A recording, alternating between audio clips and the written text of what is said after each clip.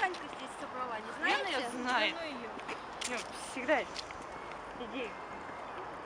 Девчонки, знаете, зачем я вас здесь собрала? Зачем? Смотрите, что у меня есть.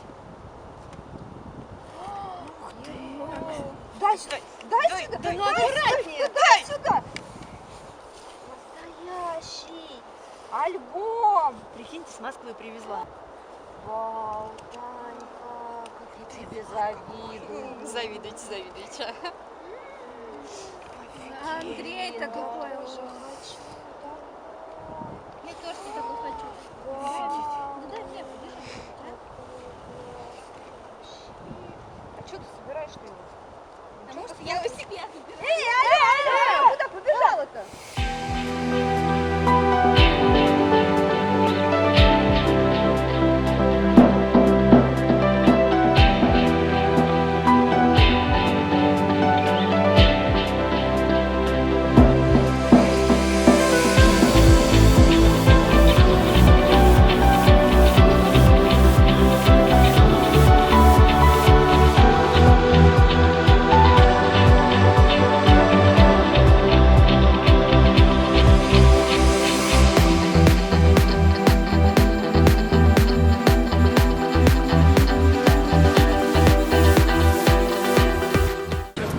Потерялись на бульварах дети городов больших, мегаполисов гудящих, новобранцы налевых, ставим статусы, пароли, прячем все свои мечты и советы незнакомых.